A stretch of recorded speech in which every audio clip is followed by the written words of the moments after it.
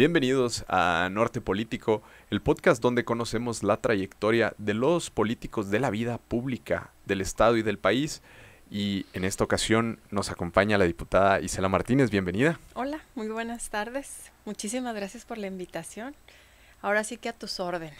Tú dime, ¿qué Hablar, hacemos? hablar del Estado de Chihuahua y hablar de política habla de mucha revolución y resistencia por parte del Partido Acción Nacional. Y es innegable su participación históricamente dentro del partido. ¿Cómo comenzó esta trayectoria en la política partidista? Bueno, pues yo tengo casi 50 años. Este mes, el 30 de junio, cumplo 50 años. Y pues la mitad de mi vida, más de la mitad de mi vida, ha tenido un vínculo muy estrecho con la política y con el Partido Acción Nacional. Te podría platicar así a manera de anécdota. Bueno, pues mi primer acercamiento con la política, como mucha gente de mi generación, fue en el 86. El famoso verano caliente. Así es, yo siendo una niña, 12 años aproximadamente, 10 12 años, sin tener una familia vinculada en los temas políticos, tuve participación, ahora sí que haciendo banderitas y demás para las caravanas que se hacían por influencia de una amiga muy querida que su familia estaba muy involucrada, ¿no? Entonces, pues fue un momento en el que era tan llamativo andar en las calles sin conciencia política, porque pues imagínate 12 años, ¿verdad? Así es. Pero querías sonar, tocar la clave 7 esta, la de que con el claxon del carro decíamos barrio sí va esa, ¿no? Así Y era es. emocionante para los niños. Después de este tiempo, recién egresada de la carrera, yo estudié administración de empresas en el Tecnológico de Monterrey, pidieron a la directora de mi carrera practicantes para trabajar en un área de gobierno. Entonces ella me llamó y me dijo, oye, ¿quieres ir a hacer prácticas profesionales a gobierno? Preséntate en esta área, ¿no? Y pues resulta que era en la Secretaría Particular del Gobernador. Hice ahí mis prácticas, luego me quedé, tuve la fortuna de coincidir ahí con un gran amigo, que fue pues mi primer jefe, Luis Reza, que era el secretario ejecutivo del gobernador Barrio, y ese fue mi acercamiento y ahí nace, pues, ahora sí que en mí muchísimas sentimientos, afinidades y demás con el tema, no solamente político, sino con el tema de las causas, ¿no? De lo social, imagínate, tenía yo 22 años, llegar a la Secretaría Particular, estar cerca, porque tuve la gran fortuna de convivir muy de cerca con Francisco Barrio, con su esposa, la señora Hortensia Barrio, que es una mujer que en mucho marcó muchas cosas en mí y que me ayudaron después a mi futuro posterior a desarrollar ya y aplicar en mi vida personal y en mi vida profesional, ¿no? Entonces, pues bueno, eso marcó un inicio en esta vida política y es como que ya no te puedes separar de ahí. Podrá haber momentos en los que por alguna circunstancia no estés en la vida pública activa, pero tu cercanía con el partido, con los principios de Acción Nacional, con el interés por conocer lo que está pasando en términos políticos en el país, pues ya se queda, o sea, es muy difícil desvincularse, ¿no? Claro. ¿Cómo fue ese proceso donde justo Chihuahua se convierte en el segundo estado gobernado por el Partido Acción Nacional, donde existe uno de los ideólogos más importantes del Partido Acción Nacional, que es don Luis H. Álvarez, y participar en ese gobierno tan de cerca, porque había pues una curva que normalmente llevan los políticos al cruzar por regidurías, pero llegar tan joven a la secretaría particular de un gobernador, ¿cómo fue esa sensación? Pues mira, yo llegué así, como te lo comento, practicante, luego me quedo de asistente del secretario ejecutivo en ese momento, como te comentaba Luis Reza, pues es un mundo era en ese momento un mundo desconocido, algo muy atractivo y que te retaba a ser responsable. A veces se dice fácil, los jóvenes hoy, las nuevas generaciones, no alcanzan a dimensionar este camino y esta lucha democrática que dimos muchas personas y que ha vivido el país, porque ya hay una realidad democrática y hay alternancia. No vienen y no tienen en su conciencia como experiencias vividas lo que vivimos en ese tiempo, ¿no?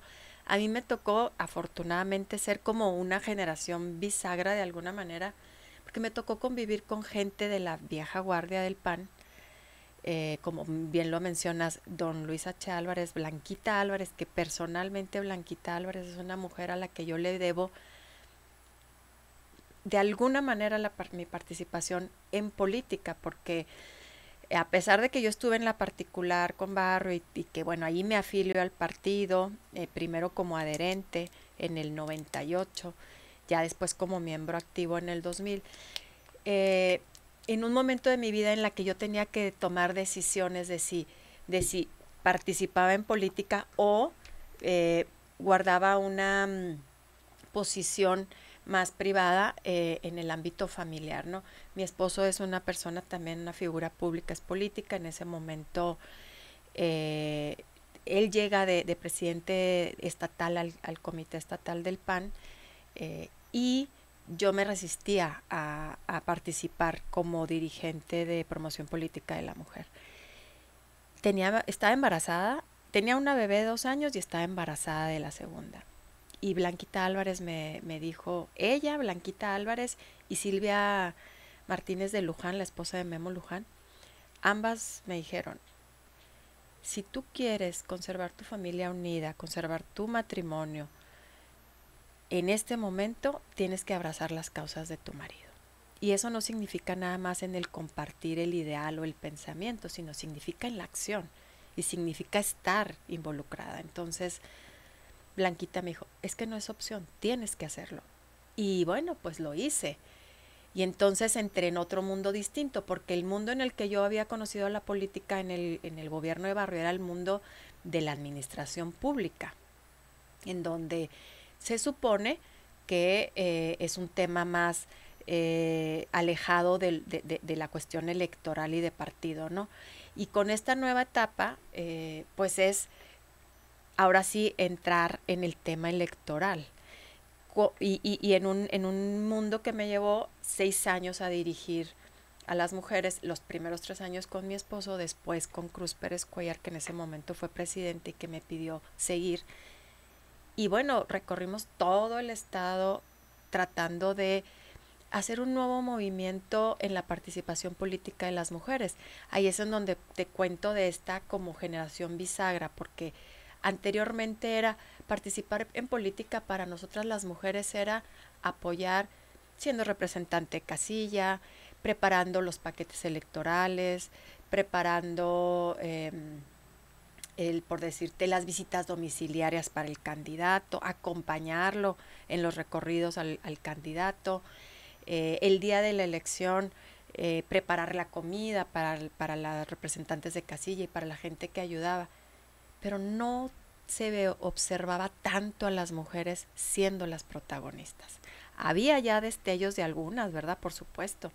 Estaba alguien muy activo que había sido Vicky Chavira, estaba Blanca Gámez, estaban Tere Ortuño, no sé quién más Elsie Paz, creo que había sido María Luisa Ugalde, pero eran poquitas mujeres que habían tenido un cargo público. Entonces era ese momento de despertar el tema de, a ver, mujeres, tenemos que ser protagonistas. Nos tocó esta reforma en donde las cuotas pasan de tener un 70 a un 30 de participación política, que era 70-30 de cualquiera de los dos géneros, pero obviamente los hombres lo interpretaban como el 30% de representación de las mujeres, ¿no? Entonces fue abrir este camino, hacer escuela política para las mujeres y también romper un paradigma dentro del PAN, porque siempre ha existido ese estigma de que cuando la mujer participa en la vida pública o la vida laboral, en algunos sectores y algunos del PAN también, la familia se ve afectada, ¿no? Claro. Como el empoderamiento de las mujeres provoca la desintegración de la familia. Entonces, son temas bien delicados, son líneas muy finas, pero que había que tocar y que había que impulsar a más mujeres. Hoy en día creo que puedo decir que el interés de participación política de las mujeres en el Partido de Acción Nacional es una realidad. O sea, ya estamos a la par, habemos lo mismo hombres que mujeres que queremos participar, lo hacemos con total naturalidad. Obviamente esto se da más en las ciudades grandes. En municipios pequeños todavía hay que animar, hay que seguir haciendo un trabajo de lograr incluir. Pero bueno, pues esto te podría así como resumir esta participación que se dio, ¿no? En mis inicios como en la vida pública. Claro, ¿cómo fueron esos primeros años de poder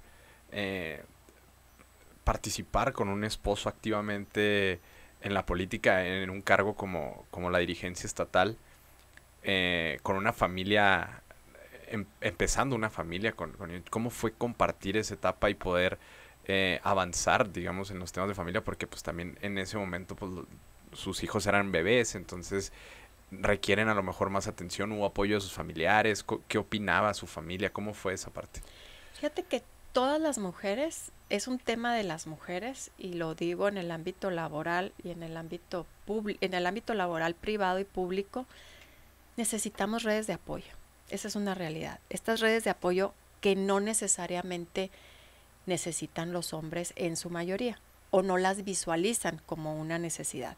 Cuando una mujer que tiene familia, hijos, de la edad que sea, va a ingresar a un nuevo reto, una nueva oportunidad laboral, o incluso a su primera oportunidad laboral, tiene que contar con estas redes de apoyo, y por lo general se dan a través de la familia. En mi caso fue mi madre, que fue una gran aliada, que gozaba igual que yo de esta participación. Pero fíjate que en el tiempo que yo estuve, estos 6 años en el PAN, creo que lo sigue siendo. El PAN es un partido familiar totalmente. Yo podía de la manera más natural llevarme a mis hijos a cualquier actividad. Eran muchos encuentros con militancia, en donde se reúnen las mujeres, nos reuníamos las mujeres y íbamos con nuestros hijos todas, ¿no? Entonces las que tuviéramos. Ahorita ya hay un poco más de, oye, la formalidad, pues no lleves a los niños o sí los lleves. Pero el PAN es un partido muy abierto para esto, para poder compaginar y tener esta sensibilidad precisamente de la protección de la familia y de que esto no sea un impedimento. Algo bien importante que yo sería injusta si no lo destacara, pues es el tipo de relación que yo he tenido con mi esposo, ¿no? Fernando ha sido un hombre muy solidario, y lo más importante es que ha respetado y hemos respetado cada uno los espacios. Yo no me involucro en lo que él hace, él no se involucra en lo que yo hago. Y eso, fíjate que está muy padre porque nos permite, o me ha permitido a mí, ser auténtica y hacer lo que yo quiero. Yo te podría contar algo.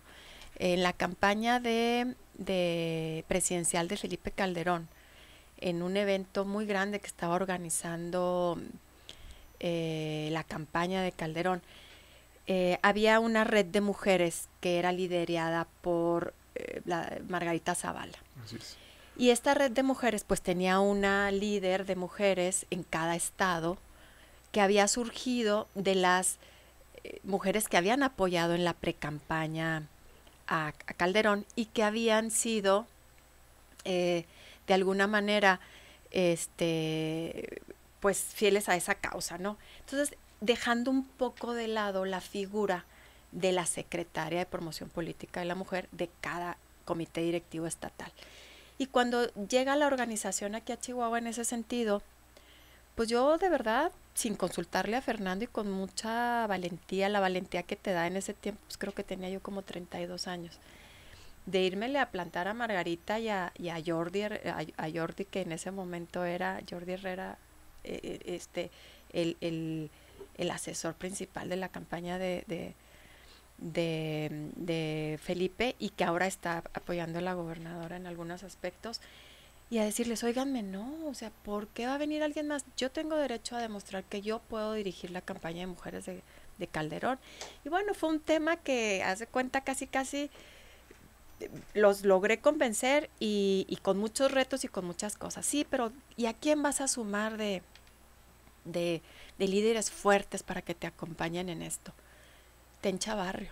Entonces le hablé, ándale, ayúdeme, pues para que me crean que yo puedo con esto, ¿no? Y por supuesto, generosamente y de una manera muy, muy, como es ella, claro, vamos a darle. Y ella, me ayudó, ¿no? A hacer la cara de las mujeres en esa elección. Y hubo un momento en el que había un encuentro nacional de mujeres iniciando la campaña de Calderón para conmemorar el 8 de marzo en la Ciudad de México, en el Auditorio Nacional. Y el reto era que lleváramos a 10,000 mujeres de todo el país. Y era así como, bueno, vamos a juntar a las mujeres pues de los estados cercanos, ¿no? Que si Michoacán, que si Puebla, que si Estado de México, y que... Entonces yo dije, oiga, no, las mujeres del norte tenemos que estar ahí. Y bueno, pues fui también con Samuel Cáliz, que era el coordinador estatal de la campaña de Calderón. Le dije, señor, ayúdeme, yo tengo que llevar a mujeres. ¿Cómo las vas a llevar desde aquí? Pues no te lo hago resumido. Llevamos 9 camiones. Éramos como 250 mujeres de todo el estado. Salieron camiones de Juárez, otros de Parral, de Ojinaga. Hicimos todas, nos juntamos en Jiménez, y de ahí nos fuimos en caravana. Y ahí una mujer hermosa que yo quise mucho y que le agradezco muchas de las locuras e irreverencias que hicimos en estos años, fue Carolina Baeza, mamá de Miguel Rix, que era súper entrona para estos temas, y nos llevamos a 250 mujeres a la Ciudad de México, al Auditorio Nacional, y les armamos toda una logística. Fuimos a la Cámara de Diputados, fuimos a conocer el edificio del Comité Ejecutivo Nacional del PAN. Bueno, fue un evento que marcó un antes y un después en el tema de cómo nos visibilizaban y cómo nos queríamos visualizar en un futuro y ser reconocidas las mujeres de Chihuahua en temas de participación política, porque salieron liderazgos de todo el estado, ¿no? Entonces, estas locuras así, que hoy las recuerdo con mucho cariño, fueron anécdotas de todo tipo, pues surgieron sin el tener que pedirle un permiso o una autorización a mi esposo, que en ese momento era el presidente estatal. Fernando ya de pronto, ¿te vas a aventar eso? Sí. Y él siempre apoyándome y no siendo un obstáculo, y no estando yo ni bajo su tutela ni bajo su supervisión, sino de iguales, ¿no? Obviamente, pues hay cosas en las que uno se equivoca y te pueden decir, oye, no le entres por ahí, pero con la total libertad. Incluso hoy en día en mi actividad legislativa tengo la total libertad, y he sido una persona independiente que ha hecho y ha agarrado las causas que ha querido, y que ha cometido también errores, pero que, bueno, que voy sintiéndome segura, ¿sí me explico? Claro. Sin que se me vea como que tengo a alguien detrás de mí marcándome una ruta o un rumbo. Así es. ¿Cómo, regresando un poquito al pasado, se vive esa transición luego de que sale en el 98, que gana Patricio Martínez y el PRI recupera la gobernatura del estado? ¿Cómo lo vivieron? ¿Sienten que sintió usted que de alguna manera estaba terminada la carrera política, o ya estaba inmersa en la vida política partidaria del estado, que le iba a permitir seguir trabajando dentro de la vida pública? Que no tenía conciencia en ese tiempo, digo, tenía 23 sí. años, bueno, terminé con Barco 25, casi 26 años. Creo que tenía lo que tienen los jóvenes de hoy, ¿no? Esperanza y ganas de generar cambios, y ese sentimiento de, ok, se terminó esta etapa, pero vamos a regresar a gobernar el estado, y vamos a gobernar los municipios, y para gobernar pues hay que trabajar. Ya había una conciencia desarrollada de esa parte electoral, de organización, de en ese entonces el creer que podían volver a gobernar, ¿ya existía como alguna lógica, algún plan que usted dijera, bueno, a lo mejor esta es la ruta, esta es la vía? Pues la ruta era fortalecer al partido. Yo en ese momento, y lo sigo teniendo, y también le agradezco muchísimo eh, su cercanía siempre a don Guillermo Luján. O sea, él era presidente del comité estatal en ese momento, y era, pues hay que sacar la casta y hay que darle, ¿no?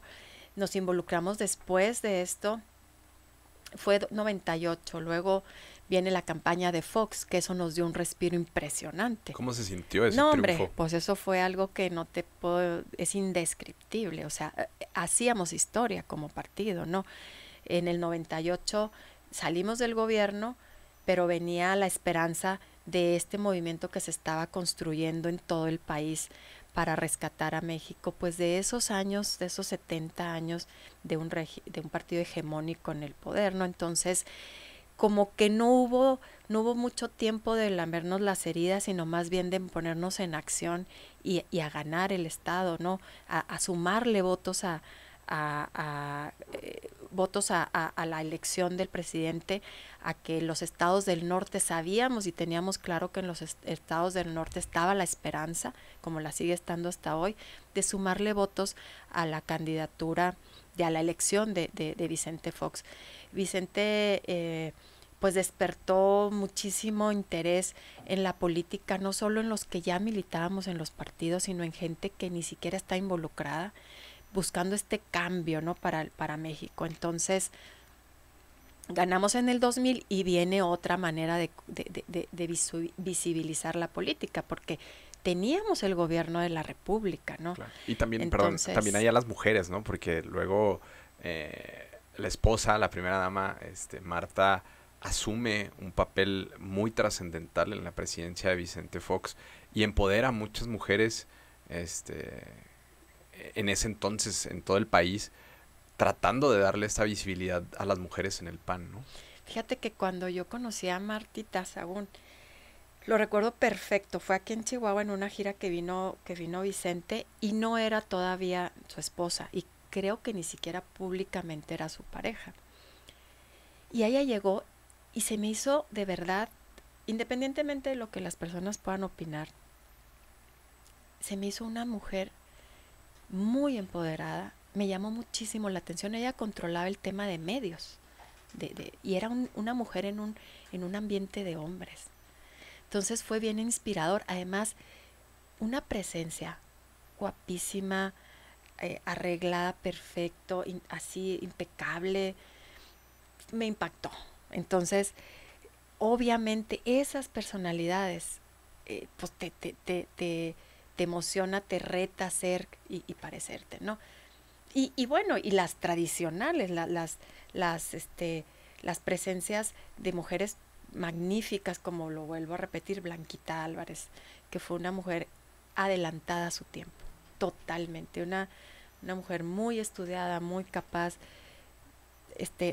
Alguna vez que platicamos ella y yo es que no se puede, no podría yo hacer tal cosa, y me dijo, mira, me dijo, estudié mi maestría en los años, no sé, principios de los 80s, una cosa así, o finales de los 70s. Y para estudiar mi maestría, dice, yo me tenía que ir manejando.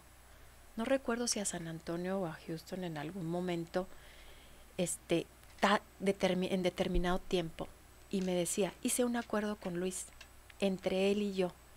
Y yo agarraba mi carrito y me iba manejando horas para llegar a mis clases.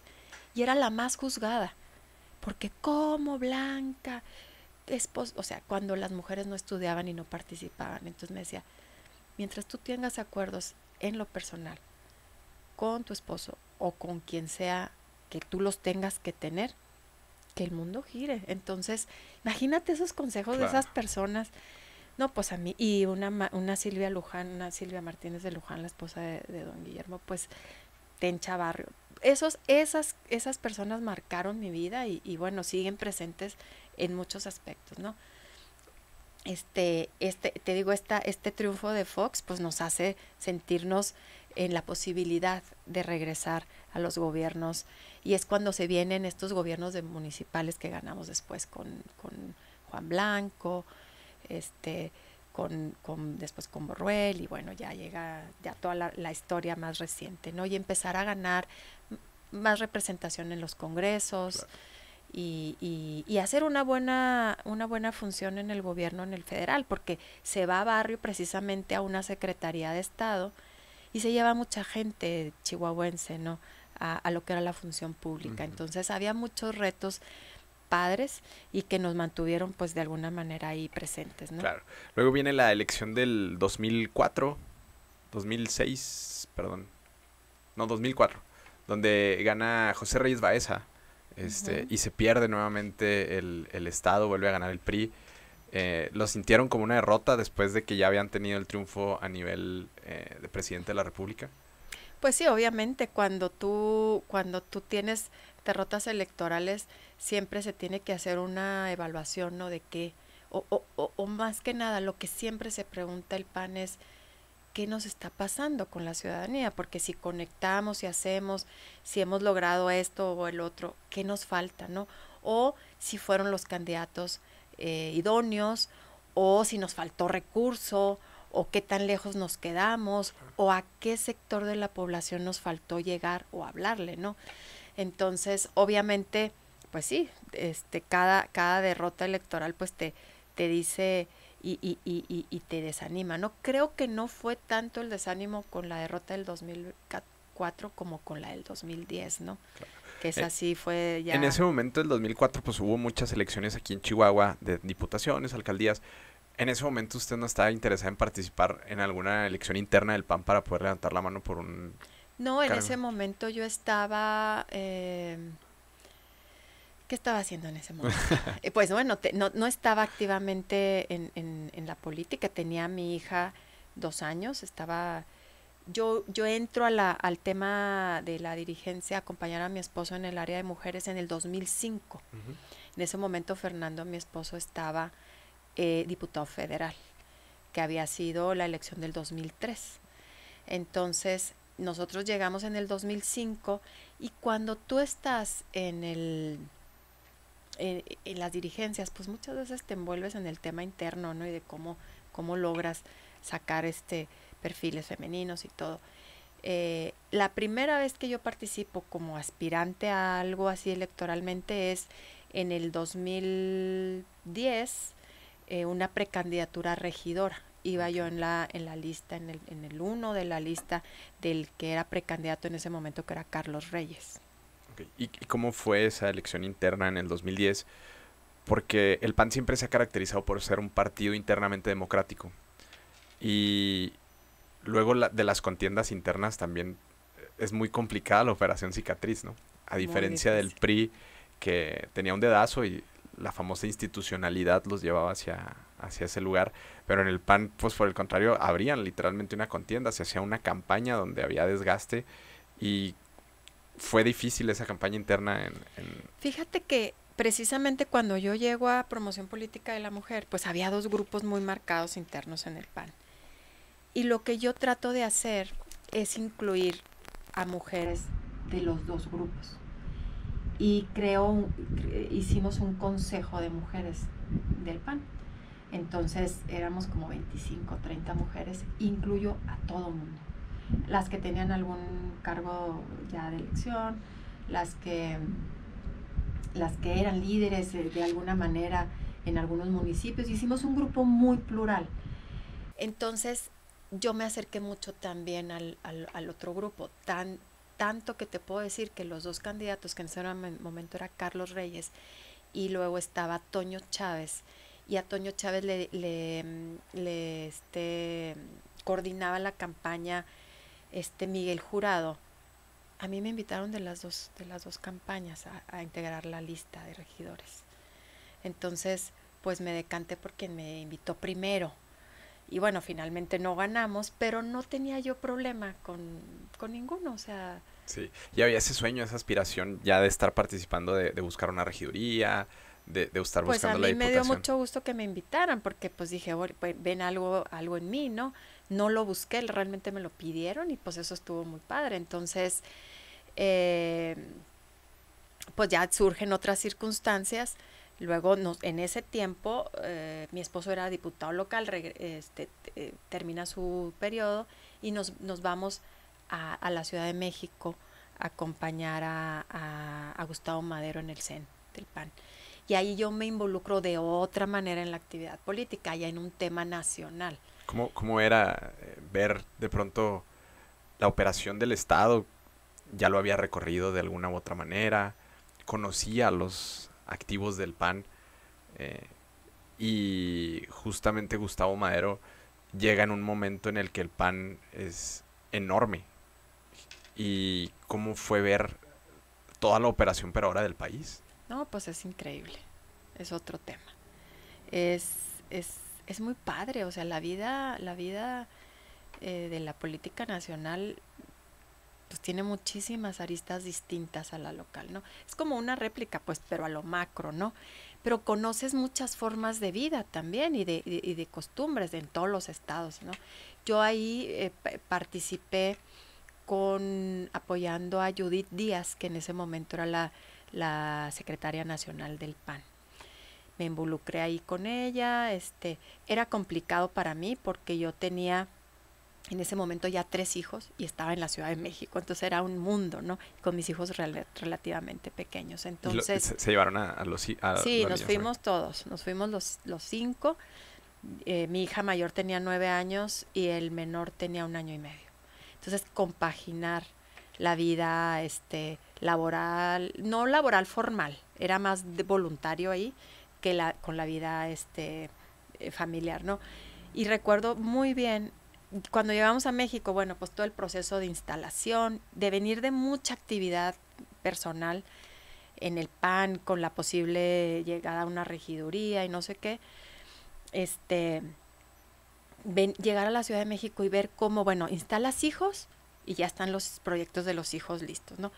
El esposo, el marido en su actividad, pleno, feliz, mis hijos adaptándose y de alguna manera contentos. Y es cuando haces una introspección y dices, ¿y yo qué onda, no? O sea, ¿qué hago yo? ¿Cómo vuelvo a la vida privada? ¿Cómo le encuentro un sentido, no?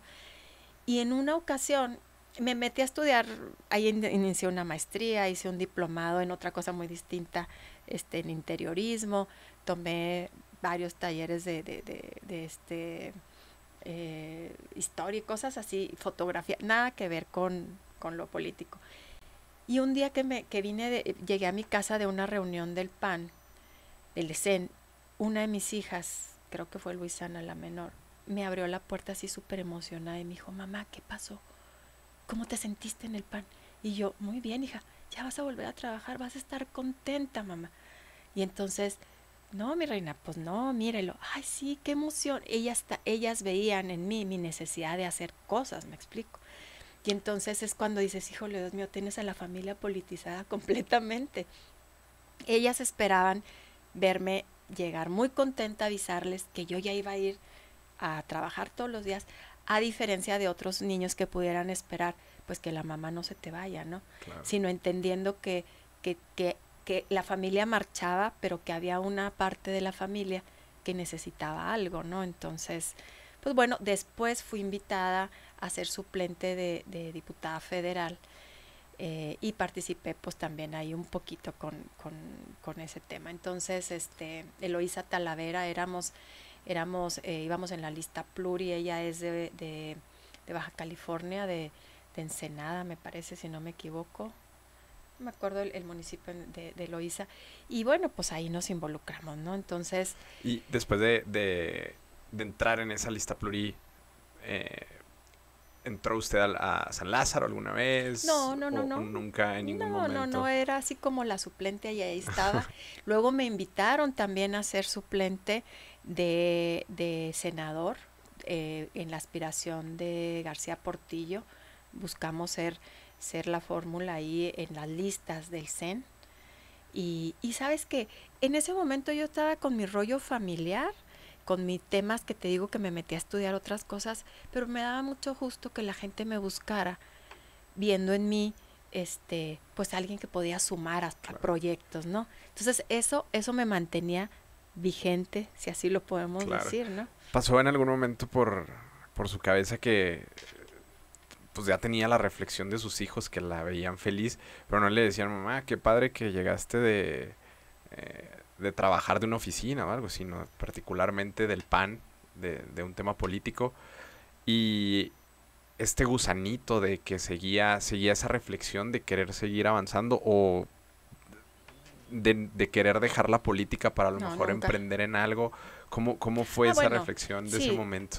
siempre tienes la idea, yo en lo personal siempre he tenido la idea de emprender cosas que no tengan que ver con la política. Incluso lo hice, cuando terminé el gobierno de barrio, yo entro a trabajar en un banco, luego con una muy querida amiga inició un negocio, pusimos una florería, y entonces andábamos ahí emprendiendo, que Pero se esto, extrañaba la adrenalina política. totalmente, pero es que en el PAN tú puedes, y en toda la política, en el PAN y en el PRI, en todos los partidos, creo que puedes compaginar esto. Puedes tener una vida privada, empresarial, de trabajo laboral en la iniciativa privada y puedes participar en política.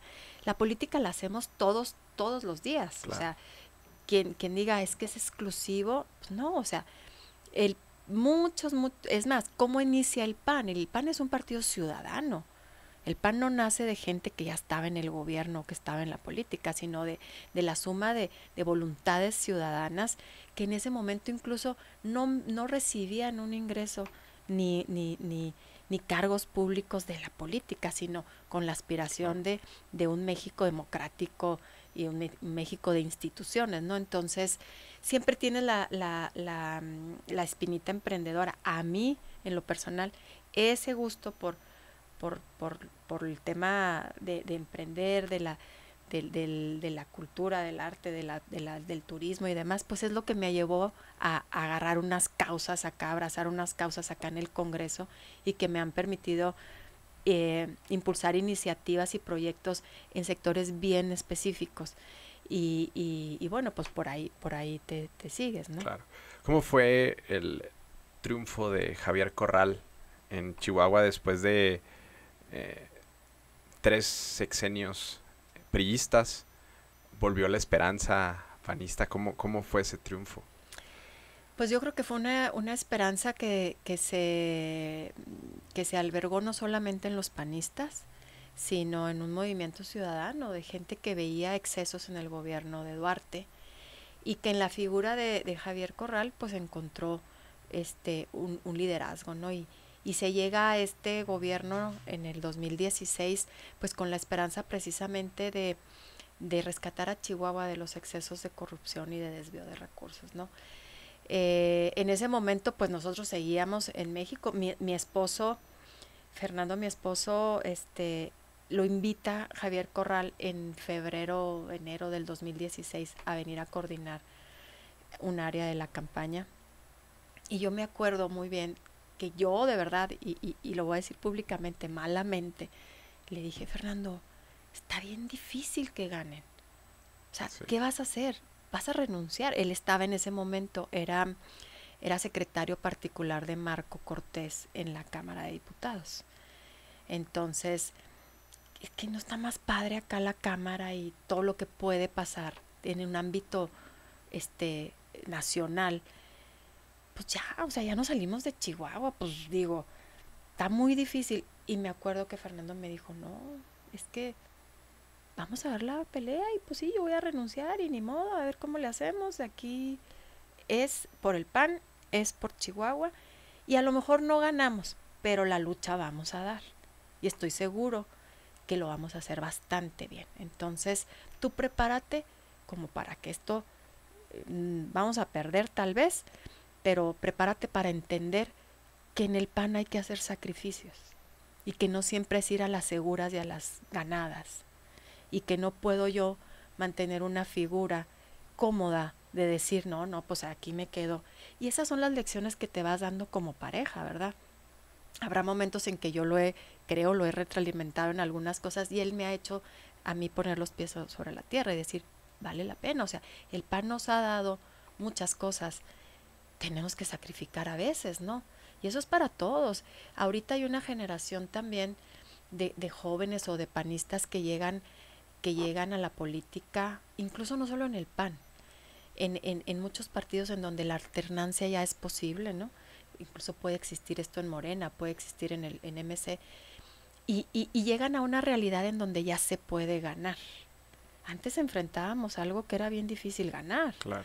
Entonces hay que hacer sacrificios, hay que arrastrar el lápiz, hay que gastar suela, hay que arriesgar y sacrificar, y siempre ponderando un bien mayor. Entonces en ese momento yo, pues ni modo, quédate sola 4 meses con tus hijos en la Ciudad de México y quédate sin un ingreso, porque vamos a apostarle a la campaña, ¿no? Claro. Entonces, pues bueno, hoy lo ves muy padre y dices, bueno, ganamos. Claro. 3 semanas antes o 4 semanas antes de la elección, a mí Fernando me decía, vamos a ganar. Y yo, ay, no, hombre, vamos a ganar. Él hacía un tracking, creo que diario, semanal, no sé. Y una semana antes me dijo, nosotros ahorita estamos ganados. Falta el día D, porque tú sabes que el día de la elección pasan muchas cosas, Claro. ¿no? Y sale todo el aparato. Y era un Goliat aparte, ¿no? Exactamente. Entonces me dice, ahorita estamos ganados. Y volvimos a sentir esa adrenalina, de verdad, del 2000 con Fox, pues de recuperar Chihuahua, o sea, de decir... Para usted fue una sorpresa, ¿cómo fue ese momento? No, es que lo fui viviendo, o sea, lo fui viviendo a través de los pobre Fernando, yo lo atosigaba todos los días, dime qué está pasando, y cómo vamos, y esto y el otro, y fuimos con la esperanza, creciendo la esperanza de que se podía ganar. Vine varias veces a momentos importantes de la elección, ¿no? De la campaña, apoyar a Javier, y bueno, y cuando gana, la noche que gana Javier, nos dice, oigan, bueno, pues ustedes como que se regresan, ¿no? Y yo, no, nosotros ya estamos sí, ¿cómo no? Y yo tengo un proyecto para ti y tengo un proyecto para Fernando. Entonces, pues ahí venimos de vuelta, ¿no? Y aquí estamos, y le agradezco muchísimo a Javier haberme dado la oportunidad a mí. Yo trabajé en su gobierno, y de haberme dado la oportunidad de regresar a Chihuahua. ¿Sabes por qué? Porque regresé con mis hijos en el momento justo para criar a mis hijas adolescentes en un ambiente mucho más seguro, mucho más controlado, más tranquilo en muchos sentidos que lo que representaba la Ciudad de México para criar a adolescentes, ¿no? Entonces, ya estamos obviamente muy contentos y muy felices de estar de vuelta. Y encontré este pequeño organismo así olvidado, así como cosa menor, que era la Casa de las Artesanías. Y que me permitió de verdad acercarme a un mundo que había tenido contacto con él en mi juventud, cuando yo participé en misiones en la sierra, ¿no? A un mundo de las comunidades indígenas, porque pues manejábamos el tema de artesanías. Y me permitió, así con lo olvidado que estaba y con la cosa menor que era, en ese momento, que luego creo que el gobernador le dio un impulso diferente y una atención particular, me permitió transformar esta área que hoy es Fomento y Desarrollo Artesanal, entablar un contacto directo y diferente con los artesanos, impulsar su desarrollo, su crecimiento, y a la par con productores locales, meterme en el tema de productores de productos locales, comestibles, dulces, vinos, sotol, que es un mundo padrísimo y que a mí me encanta el tema de los emprendedores y de las pequeñas empresas, y con el turismo y con la cultura. Entonces, haz de cuenta que yo me metí así en una rendija en ese lugar que me permitió generar pasiones que ahora las siento muy mías. O sea, a mí me encanta el tema de promocionar Chihuahua, de la identidad, de lo que tenemos que presumir, y son temas además nobles. Claro. ¿Sientes que de cierta manera en algún momento dentro de los cursos que ha tomado de interiorismo, de arte, de cultura, llegó a conectar en ese punto como todo algo? Todo se sumó, todo se articuló, y yo de verdad le agradezco muchísimo al gobernador esa oportunidad.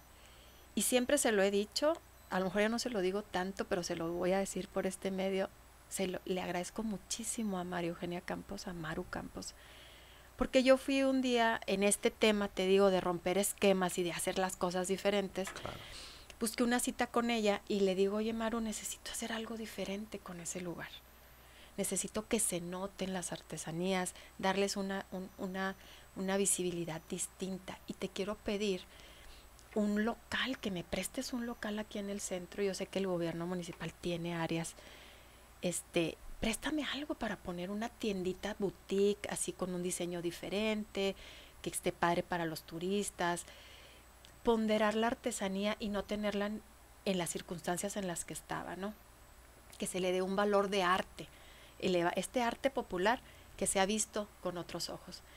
Recuerdo perfectamente que Maru se levanta, estábamos en su despacho, se levanta y abre el balcón principal de la presidencia. Y me dice, órale va, te voy a dar el mejor local que tiene el gobierno municipal y es este. Y me señaló así, haz de cuenta, con su mano, el local que tenemos, o que tenemos ya no, que tiene sí. Hoy gobierno del estado, ahí en la plaza principal.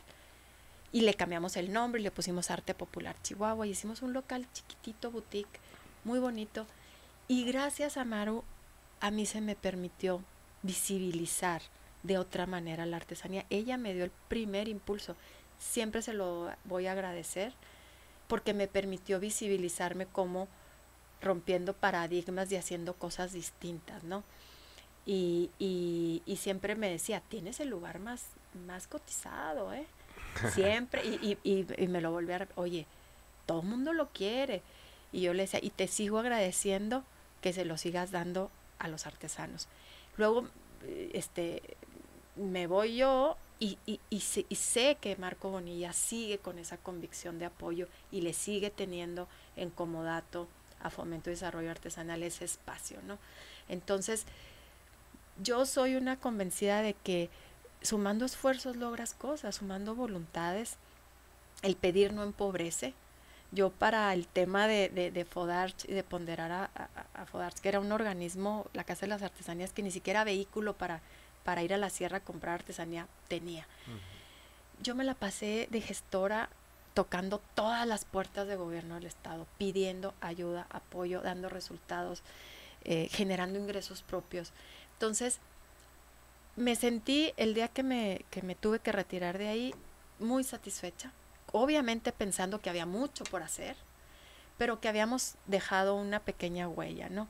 Y que había logrado conciliar la voluntad de muchas personas y que hay mucho que agradecerle a mucha gente que contribuyó en ese pequeño lugar que ahorita lo veo a la distancia y digo, si es que sí era una cosa muy pequeña, pero se logró visibilizar en algún sector, ¿no? Entonces, agradecida con quienes me han dado las oportunidades y como han sido de generosos conmigo.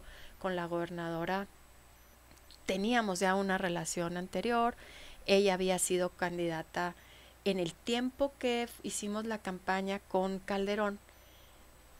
Casi estoy segura que Maru fue, si no me equivoco, candidata de la lista federal. Hicimos campaña juntas, recorrimos muchos municipios juntas, luego, bueno, nos fuimos, y ahora sí que en ires y venires de la política encontrando. Creo que nunca hemos tenido desencuentros fuertes, al contrario, ella me apoyó muchísimo y hoy yo, con toda la convicción, apoyo el gobierno de Maru Campos. Yo soy una persona institucional, así como apoyé el gobierno de Corral, apoyo ahora por convicción, porque creo en su proyecto, porque me encanta que una mujer gobierne, creo que lo está haciendo excelente, y porque soy panista y es un gobierno del PAN, ¿no? Entonces, así es la política, te lleva y te trae de un lugar a otro, ¿no? Si quieres jalar un poquito el micrófono porque siento que luego como que para hablar, como te sientas como... Llega el 2018, que viene una elección federal, la más grande del país. Sí. Ya tenían el estado, viene una ola de Morena impresionante con el presidente Andrés Manuel haciendo muchos trabajos dentro de la base política en el sur del país. ¿Cómo vivió esa elección? Porque aparte también se vio la reelección de Maru. Y en ese momento, digamos, el PAN tenía muy claro que Chihuahua estaba controlado, pero la elección federal iba a ser una guerra. ¿Cómo fue esa etapa del 2018? Bueno, pues teníamos ahora sí más que nunca latente la amenaza de Andrés Manuel López Obrador. de este movimiento en torno a él, porque ni siquiera es un instituto político con trayectoria, ¿no? Él se desprende del PRD en el momento en que, me imagino, no tengo la certeza, pero en el que no fue conveniente para él o no pudo tal vez manipular a la institución como tal y crea un movimiento en torno a él, ¿no? Entonces, obviamente, quisimos repetir esta estrategia del PAN, ¿no? De que fueran los estados del norte los que le aportaran a la elección el mayor número de votos. ¿Por qué? Porque en el norte se vive de una manera distinta el tema electoral. No tenemos esta codependencia o no teníamos de los programas de gobierno y demás, y la influencia de AMLO era más en el sur, ¿no? Entonces teníamos que salir a aportarle el mayor número de votos al PAN. En ese momento Fernando, mi esposo, era presidente del comité estatal. Entonces el reto era grande, ¿no? Y era el mismo, órale, a darle con todo y a tratar de sacar el mayor número de votos, a tratar de que se ratifiquen los candidatos a alcaldes que van a reelección, y a tratar de conservar una mayoría en el Congreso o intentar en el Congreso local una gobernabilidad, porque no solamente era el tema nacional, sino era el tema local, ¿no? Entonces, pues siempre con la convicción de que había que trabajar y que había que hacer. Y ¿sabes qué? Yo desde mi función ya como funcionaria pública, yo creo que cuando eres oposición, o sea, totalmente oposición, no gobiernas, y tú quieres acceder al gobierno, llámese municipal, estatal o candidaturas de diputados, regidores y demás, si no estás en el gobierno, pues es padrísimo y fácil. Te sueltas, pues ahora sí que a señalar absolutamente todo como un tema positivo, y como un tema negativo no tienes una acción de gobierno que te pueda respaldar. La acción de gobierno, los funcionarios públicos que a veces dicen, es que no, yo no tengo nada que ver con la política, pues yo trabajo en el gobierno. Pues no, porque obviamente no deben de hacer nada fuera de lo legal, ¿verdad? Pero cada acción de un funcionario público que cree que no impacta en lo electoral, impacta demasiado. Nosotros cuando gobernamos y vamos a una elección, en las urnas el elector nos premia o nos castiga. Reconoce lo que hiciste con el voto, te puede otorgar nuevamente su confianza o te castiga por lo que estás haciendo mal. Y ahí ya no tienen mucho que ver los partidos, sino la acción de gobierno. Claro. Cómo se comportaron los secretarios, cómo se hizo un plan de gobierno, un desarrollo, si lograron obtener o mejorar su calidad de vida. Todas las necesidades que tiene un ciudadano pasan a través de un gobierno, ¿no? Entonces, si el ciudadano se siente atendido, si el ciudadano siente que el gobierno en turno está haciendo las cosas bien, pues lo va a premiar. Claro.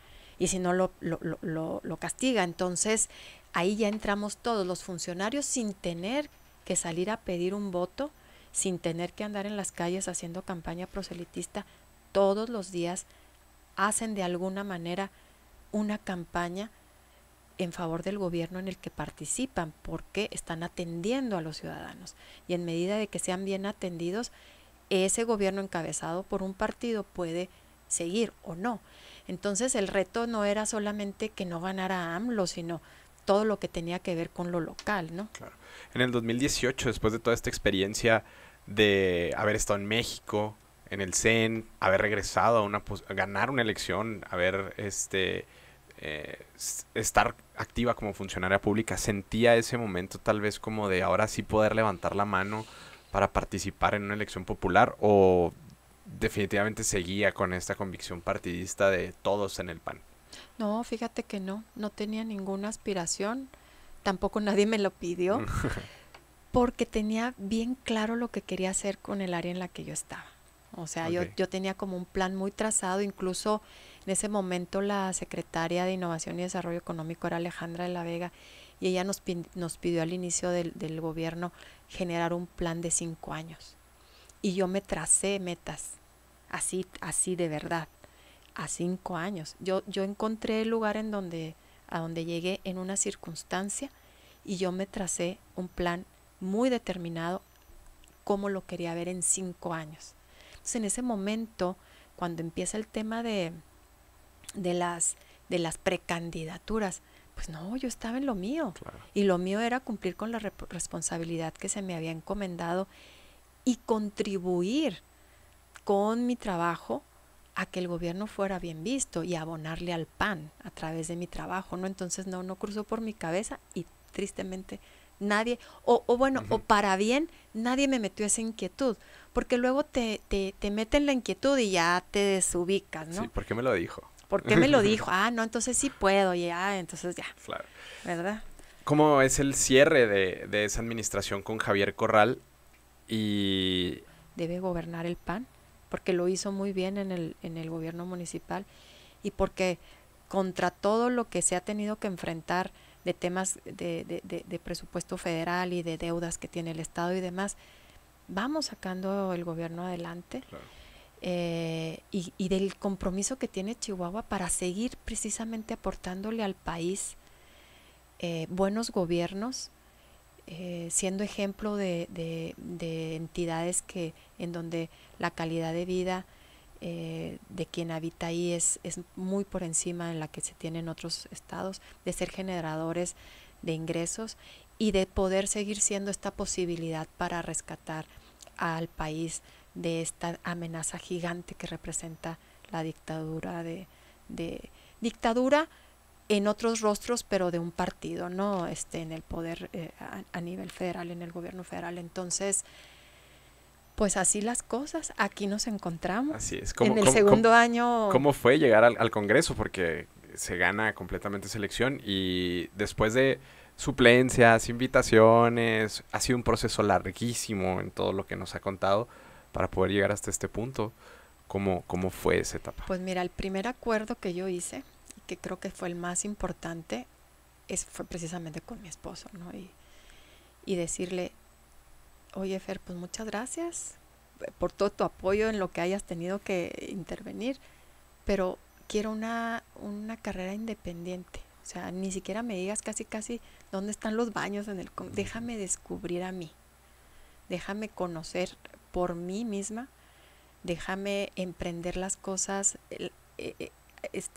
hacer los acuerdos, negociar lo que yo quisiera para mí desde mi persona, no a través de ti. No quiero, me ha costado, y así lo hablamos, me ha costado mucho tomar la decisión de aceptar, porque como ya lo mencionaste, yo traía mi trayectoria y no quería que se dijera, que no dudo que se dijo y sé que se dijo, ay, la está poniendo aquí el marido, ¿verdad? Casi la sacaron de la cocina esta señora.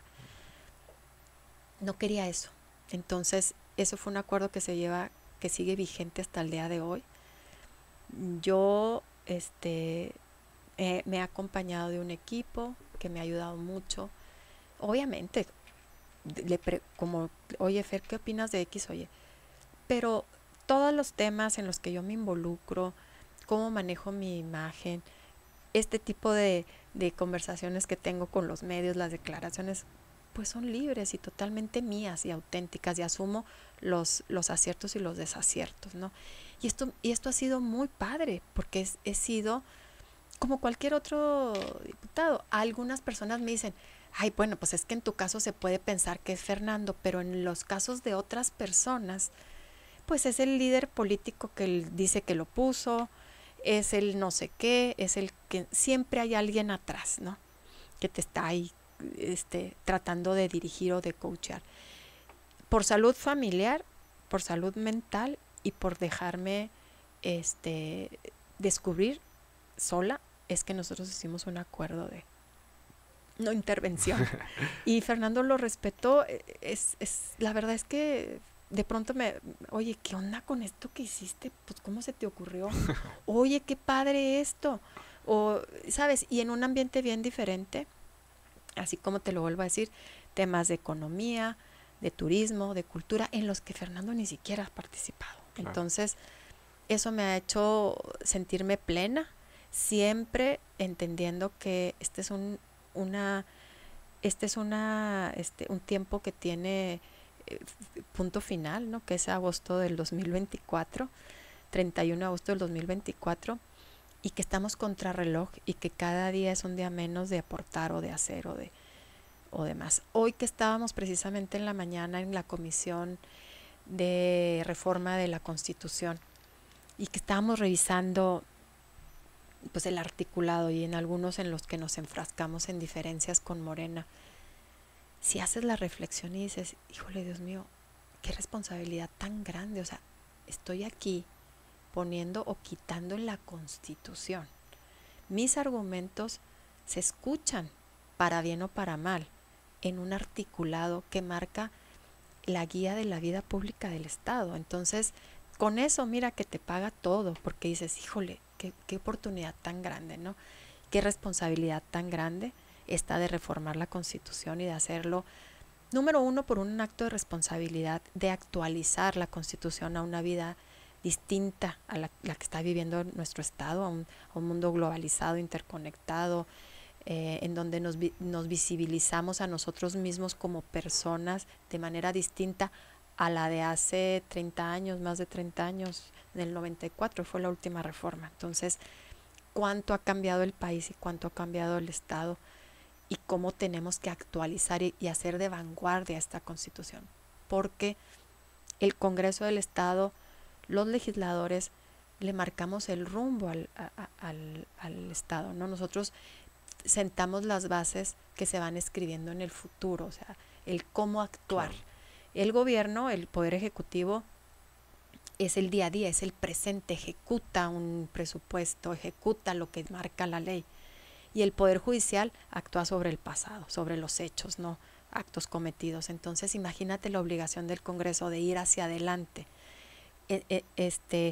generando iniciativas de reforma de leyes o reformando la Constitución para mejorar la vida de los chihuahuenses, porque para eso va en todos los sentidos, en lo económico, en lo social, en temas de seguridad, en temas de salud, en todo es para mejorar. Entonces tenemos que ir dando pasos hacia adelante. Entonces, no, pues es un reto, imagínate. Claro. Muy padre. ¿Qué proyectos podemos esperar de como tal, como ciudadana, Isela Martínez para el 2024? Pues primero que nada es seguir trabajando. Yo creo que el trabajo habla más que las palabras. Yo te puedo decir, no, pues en el 2024 voy a llegar a ser o a hacer. En política nada está escrito. Así es. El más odiado puede terminar siendo el más querido y viceversa. O el que no estaba a aparecer en escena, o el que sintió que hizo mucho, pues no ser tomado en cuenta. Yo lo único que quiero es al 2024 llegar con dos premisas o con dos cosas cumplidas. Una satisfacción personal de haber hecho lo correcto y de no haber defraudado principalmente a mi persona, ni a mis convicciones, ni a mis valores, ni a mi manera de pensar. Y número dos, con la satisfacción de haber hecho un trabajo que será calificado por quien guste, como bueno o malo, pero de entregar trabajo y resultados. Nosotros trabajamos todos los días. Te puedo decir que a mí cuando me dicen o cuando decían, no, es que los diputados no trabajan, pues yo veía a mi marido cuando llegó a ser diputado que pues trabajaba, ¿verdad? Pero no lo conocía de cierto. Y podía incluso hasta pensar, no, pues sí es cierto, no, es mucho trabajo. Es mucho trabajo, depende de lo que te quieras involucrar. A mí me gusta ser responsable en primer lugar con las sesiones del Congreso, no faltar. Eso es un tema muy importante porque es para lo primero que fuimos electos. Y no faltar no nomás para que te pongan asistencia, sino para saber qué está pasando. En una sesión del Congreso tocas el pulso de lo que está pasando en la sociedad, porque ahí llegan iniciativas que tienen que ver con hechos o que están ocurriendo, situaciones que se tienen que mejorar, que se tienen que atender y demás. Entonces es un tema de información y de responsabilidad. Y número dos, pues sí, tratar de llevar iniciativas que realmente abonen. Y no se trata de una contabilidad de, terminar diciendo, fui la diputada que metió 500 iniciativas, la que hizo más. No, porque conozco diputados que meten iniciativas para pedir que se cambie de lado un alto. O si me explico, claro. O el nombre de una calle, o cosas que son muy efímeras. Entonces, sentir que abonas. Yo me siento bien orgullosa de haber logrado sacar esta iniciativa personal de la ley de emprendimiento, de fomento al emprendimiento, que fue, si no me equivoco, la primera ley que expidió esta legislatura y que la hicimos en menos de un año y que logramos sumar a toda la sociedad en términos de emprendimiento, a los involucrados, a los conocedores del tema, al mismo gobierno. Generamos consensos y generamos un instrumento jurídico que le va a servir a los emprendedores. Que fue mucho trabajo jurídico, que agradezco a los abogados de mi equipo que en ese momento me acompañaron a hacerlo y que ya siento ahí como un pequeño legado, ¿no? Y seguir abonando en eso. Nosotros traemos todavía muchos pendientes en temas de desarrollo económico, de reformar la ley en algunos aspectos. Tenemos el tema del turismo, como te digo, tenemos el tema de la regulación y la ¿cómo lo puedo llamar? El permitir generar una legislación favorable para el tema de la producción de vinos, de sotol y de cerveza artesanal. Y no sé qué más se me pueda estar escapando, pero de temas de productos regionales. A mí me interesa mucho detonar el turismo y el tema de identidad chihuahuense como una verdadera vía de desarrollo económico. Creo que Chihuahua tiene todo para hacerlo y para lograrlo. Y en eso estamos. Básicamente en ese sentido se mueven mis iniciativas. Y interrelacionada a la cultura, porque la cultura está en un tema de simbiosis con el turismo impresionante. Claro. No puede existir el turismo si no hay cultura, porque pues vienes a ver qué. Vienes a ver muchas veces temas culturales, aunque Chihuahua su mayor captación de turismo lo maneja a través del turismo de negocios. Pero queremos que este turismo que viene a hacer negocios a Chihuahua conozca su cultura, conozca lo que tenemos que ofrecer, tradiciones, gastronomía, obviamente nuestros atractivos naturales y demás, ¿no? Entonces por ahí va mi ruta. Y pues a ver, ahí te platicaré en agosto del 2024. Claro, pues muy agradecido por haber aceptado esta invitación. La verdad es que para nosotros es un espacio plural e importante escuchar a las voces políticas de esta vida pública. ¿Algún comentario de cierre?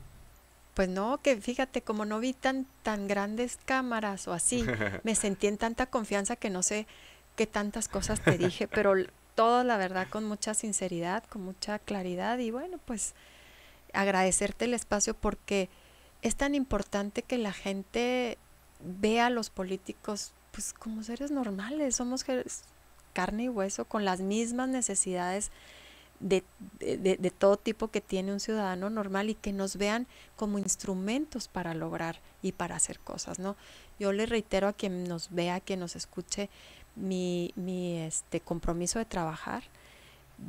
Quien necesite de mí en el aspecto que sea, a la orden, en el Congreso, en el piso 10, diputada Isela Martínez Díaz.